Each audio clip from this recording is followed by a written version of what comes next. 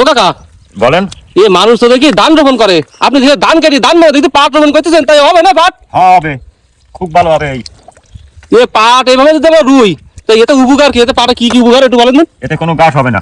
হ্যাঁ এতে পাট কাঠি বড় হবে, হ্যাঁ এতে খরচ মেলা কম, হ্যাঁ। পাটও লম্বা হবে, সর্বদিক থেকে এর উপকার। এই বোরিং এর পানি আমাদের ধানে দিইনি, আর এই যাও ধানের অবস্থা, ধান জুত হয়নি, যেন পানি এইছে, পানি বেঁধেছে, সেইখানে ধান জুত হয়েছে। তাহলে বোরিং এর কি করবো কও? যদি পানি না দে তা তার সাথে গান গান করতে আই, তোমার জন্য কেউ দশ মরবে। আর পানি যদি ঠিক করে দিত, কাটাই সার ধান হইতো, তাহলে দোষকে ভোলা করে না। আমরা কি করতে পারি কও? ভাই এ ধান কেটে কি রোপণ করতেছেন? পাট রোপণ করতেছি। এই জায়গায় কি পাট ভালো হবে না? হ্যাঁ ভালো হবে না, আলহামদুলিল্লাহ ভালো হবে না। গত বছর লাগাইলাম, আর এবছর যা আছে সব লাগাবো। গত বছর খুব ভালো পাট হয়েছিল, বাসনায় বাসনায় পাট হয়েছিল, আর আঁশ ভালো সুন্দর হয়েছিল। পাট কাটি মোটা মোটা, দামে ভালো বিক্রি করা যায়। চিন্তা করেছি প্রত্যেক বছর এইভাবে পাট রোপণ করবো, আর বনবো না।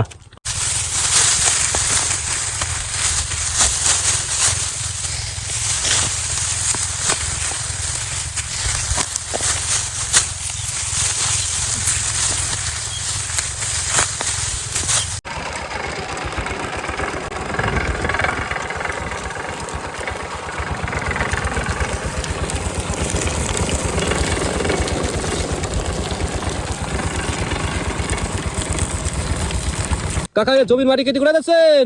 ও বাবা কই না, ওই মাটি কাটিয়ে তা দিতেছে আইল দি। এটা কি কষ্টের কাজ, তা আমরা ছাড়া অন্য কেউ বসবে না।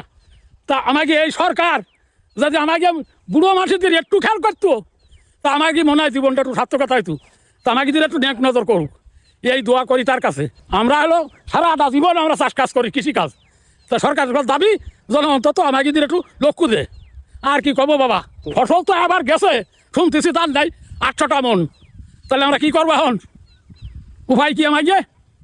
তা আমাকে প্রধানমন্ত্রীর কাছে আবেদন, ধানের দামটা তো একটু বৃদ্ধি করে দে, যাতে অন্তত বেশি থাকতে পারি। কাকা আসসালামু আলাইকুম। দিনে কয় হাজার ইট কাটেন? ওই 1800, 2000, 2500 যেদিন আমার কাটা ভালো মন্দ। 1000 ইট কাটলে কয় টাকা যায়? 340 টাকা। 340 টাকা হাজার? হ্যাঁ, দিনে তাহলে কয় হাজার কাটেন? 3000? ওই 2000, 3000 ও আয়। কাজ জমি শেষ? হ্যাঁ,